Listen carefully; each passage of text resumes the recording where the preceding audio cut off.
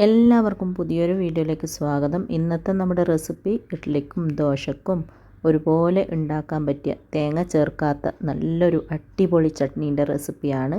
തേങ്ങ ഇല്ലാത്ത ദിവസങ്ങളിലും തേങ്ങ ഇല്ലെങ്കിലും നമ്മൾക്ക് വളരെ പെട്ടെന്ന് വീട്ടിലുള്ള കുറഞ്ഞ ചേരുവകൾ കൊണ്ട് ഉണ്ടാക്കിയെടുക്കാൻ പറ്റിയ നല്ലൊരു ചട്നി റെസിപ്പിയാണ്.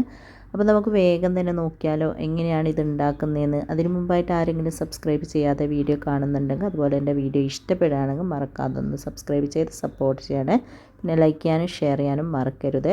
അപ്പോൾ ഈ ഒരു ചട്നി റെഡിയാക്കാൻ വേണ്ടിയിട്ട് ആദ്യം തന്നെ ഞാനിതാ ഇതുപോലൊരു പാത്രം അടുപ്പത്ത് വെച്ചിട്ടൊന്ന് ചൂടാക്കിയിട്ടുണ്ട്. അതിലേക്ക് 2 ടേബിൾ സ്പൂണോളം വെളിച്ചെണ്ണയോ ഓയിലോ ഒഴിച്ച് കൊടുക്കുക. അതൊന്ന് ചൂടായി വരുമ്പോൾ ഇതിലേക്ക് 1 ടേബിൾ സ്പൂണോളം ഉഴുന്ന് പരിപ്പും 1 ടേബിൾ സ്പൂണോളം കടലപ്പരിപ്പും ചേർത്തിട്ട് ചെറിയ തീയിൽ വെച്ചിട്ട് നന്നായിട്ട് മിക്സ് ചെയ്ത് ഇതൊന്ന് നല്ലതുപോലെ ഒന്ന് മൂപ്പിച്ചെടുക്കാം. അപ്പോൾ ഇതാ ഇതുപോലെ മിക്സ് ചെയ്ത് നന്നായിട്ടൊന്ന് ഇതുപോലെ കളറൊക്കെ ഒന്ന് മാറി മൂത്ത് വന്നിട്ടുണ്ട്. ഇനി ഇതിലേക്ക് ഒരു മീഡിയം സൈസിലുള്ള സവാളയും 3 അല്ലി വെളുത്തുള്ളിയും ചെറിയ കഷ്ണം ഇഞ്ചിയും 1 പച്ചമുളകും പിന്നെ കുറച്ച് കറിവേപ്പിലയാണ് എടുത്തിന് അതെല്ലാം ഇട്ട് കൊടുക്കാം. എന്നിട്ട് നന്നായിട്ടൊന്ന് വഴറ്റി കൊടുക്കാം.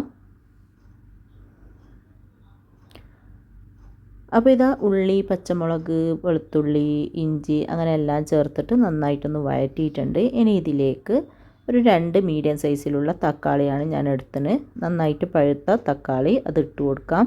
എന്നിട്ട് അല്പം ഉപ്പും കൂടെ ചേർത്ത് കൊടുക്കാം. ആവശ്യത്തിനുള്ള ഉപ്പ് ചേർത്ത് കൊടുക്കുക. ഉപ്പ് ചേർത്ത് കഴിഞ്ഞാൽ തക്കാളി ആയാലും സവാള ആയാലും പെട്ടെന്ന് വഴന്ന് കിട്ടിക്കോളും. എന്നിട്ട് നന്നായിട്ടൊന്ന് വഴറ്റി കൊടുക്കുക.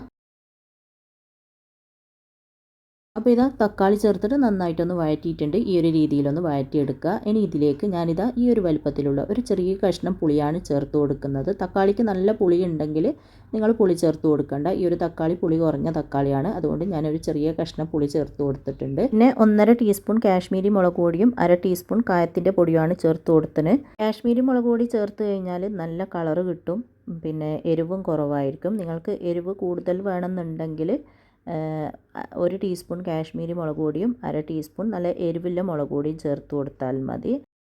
അപ്പോൾ അതും കൂടെ ചേർത്തിട്ട് നന്നായിട്ടൊന്ന് വഴറ്റിയതിന് ശേഷം ഞാനൊരു 2 മിനിറ്റോളം ചെറിയ തീയിലൊന്ന് അടച്ച് വെക്കുന്നുണ്ട്. അതിനുശേഷം തുറന്നിട്ട് വീണ്ടും നന്നായിട്ടൊന്ന് മിക്സാക്കി കൊടുക്കുക. അപ്പോഴത്തേക്ക് ഇതാ ഇതുപോലെ ചെറുതായിട്ടൊന്ന് തിളച്ച് തക്കാളിയൊക്കെ നന്നായിട്ട് വെന്തുടഞ്ഞിട്ടുണ്ട്. ഇനി അടുപ്പ് ഓഫാക്കിയതിന് ശേഷം ഇതൊന്ന് ചൂട് പോകാനായിട്ട് മാറ്റി വെക്കാം. നല്ലതുപോലെ ചൂട് പോയതിന് ശേഷം അരച്ചെടുക്കുക.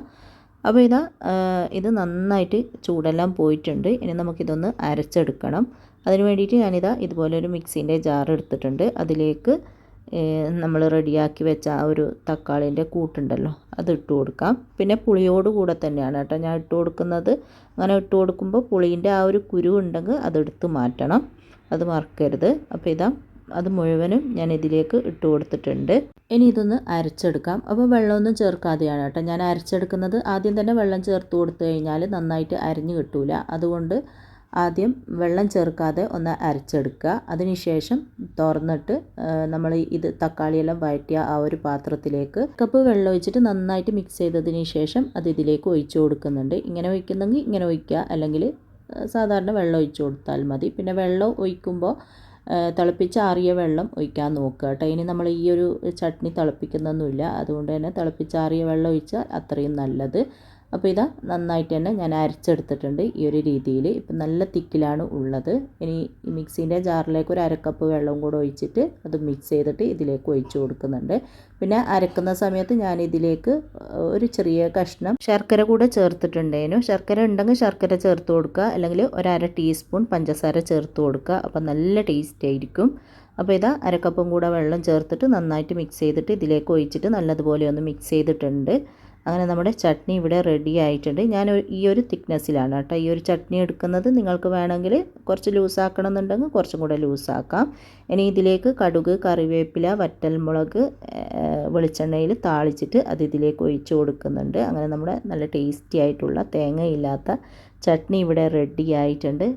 ഞാൻ നല്ല സോഫ്റ്റ് ആയിട്ടുള്ള അടിപൊളി ഇഡ്ഡലിയാണ് റെഡിയാക്കിയത്. അതിൻ്റെ കൂടെയാണ് ഇത് കഴിക്കുന്നത്. ഇഡ്ഡലിക്കും ദോശക്കും ഒക്കെ അടിപൊളി രുചിയാണ് ഈ ഒരു ചട്നി. അപ്പോൾ എല്ലാവരും ഉണ്ടാക്കി നോക്കുക. എന്നിട്ട് ഇഷ്ടമായ അഭിപ്രായം പറയാനും ലൈക്ക് ചെയ്യാനും ഷെയർ ചെയ്യാനൊന്നും മറക്കരുത്. എപ്പോഴും പറയുന്നത് പോലെ സബ്സ്ക്രൈബ് ചെയ്യാതെ വീഡിയോ കാണുന്നവർ സബ്സ്ക്രൈബ് ചെയ്ത് സപ്പോർട്ട് ചെയ്യാനും മറക്കരുത്.